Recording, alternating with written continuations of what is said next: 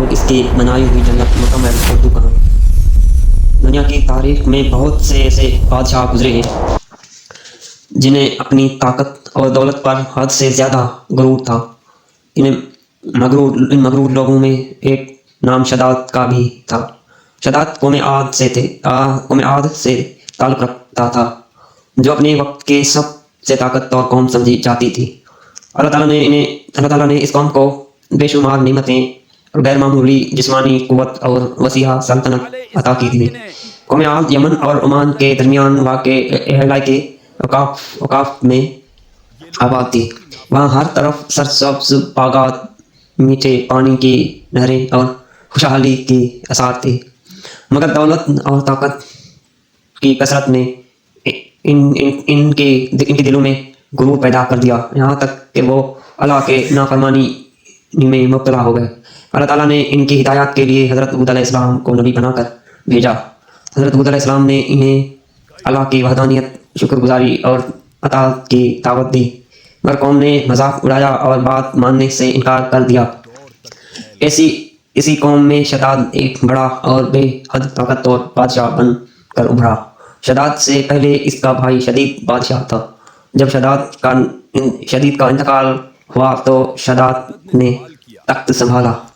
اس کی سلطنت یمن سے عراق اور ایران تک پھیل گئی۔ اس نے اپنی قوت کے زور پر کئی بادشاہوں کو زرنگی کر لیا اور خود کو سب سے بہتر سمجھنے لگا۔ حضرت ہود علیہ السلام نے شداد کو بار بار سمجھایا اور اللہ کی طرف بلایا۔ شداد نے پوچھا کہ اگر وہ ایمان لے آئے تو اسے کیا ملے گا؟ حضرت ہود علیہ السلام نے فرمایا، اللہ کی جنت۔ شداد نے جنت کے بارے میں پوچھا تو حضرت ہود علیہ السلام نے اس کی خوبصورتی، نہروں، باغات اور نعمتوں کا ذکر کیا۔ یہ سن کر شداد تکبر سے ہنس پڑا اور کہنے لگا کہ ایسی جنت تو خود دنیا میں بنا سکتا ہے۔ اس نے اللہ کی ہدایت کو ٹکرا دیا اور اپنی بنائی ہوئی جنت بنانے کا فیصلہ کر لیا۔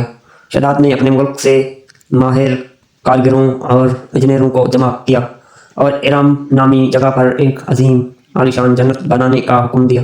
یہ جنت 20 کوس لمبی اور 20 کوس چوڑی بنائی گئی۔ اس کی دیواریں سونے اور چاندی کی اینٹوں سے تعمیر کی گئی، جن پر ہر ہیرے، موتی اور زمرد جڑے تھے۔ وہاں پانی، دودھ اور شہد کی نہریں بہائی گئیں۔ دنیا کی سب سے خوبصورت درخت اور نایاب پھول لگائے گئے، بڑے چاندی کے اونچے ستونوں پر کھڑے تھے۔ شداد نے قسم کھائی کہ جنت مکمل ہونے سے پہلے وہ اس میں قدم نہیں رکھے گا۔ اس جنت کو مکمل ہونے میں پورے 12 سال لگے۔ جب تعمیر مکمل ہوئی تو شداد کو اطلاع دی گئی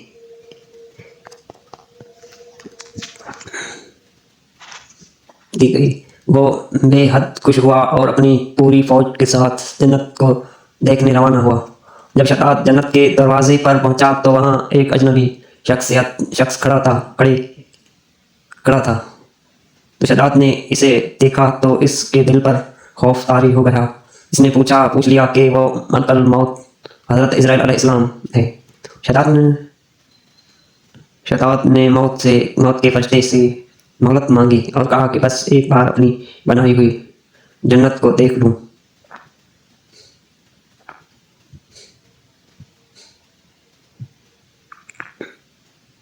جنت میں قدم رکھنے کی اجازت دے دو۔ مگر جواب ملا کہ اللہ کا حکم ہے اور اس حکم کے خلاف اجازت نہیں دی جا سکتی۔ شداد رویا، گڑگڑایا، مگر کوئی فائدہ نہیں ہوا۔ اس جنت کی دہلیز پر حضرت اسرائیل علیہ السلام اس کی روح قبض کر لی۔ شداد اپنی بنائی ہوئی جنت کو دیکھ کے بغیر ہی دنیا سے رخصت ہو گیا۔ اس کے بعد حضرت جبرائیل علیہ السلام کی ایک زوردار صدا گونجی اور پوری ٹوٹی جہنم زمین میں چلی گئی اور ہمیشہ کے لیے غائب ہو گئی۔ حضرت ہود علیہ السلام نے باقی قوم کو اس جام سے ڈرایا، مگر پھر بھی غرور سے باز نہ آیا۔ جب ہدایت کی کوئی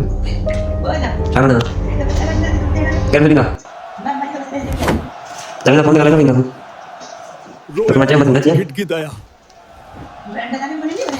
इसी दौर में शद्दाद बादशाह बना।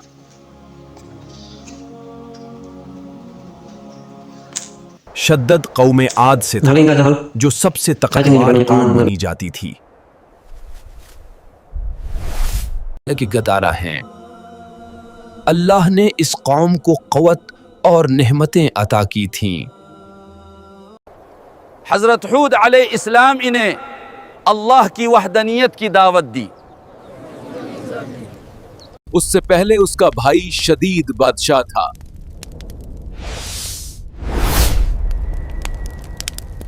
मगर लोगों ने मज़ाक उड़ाया।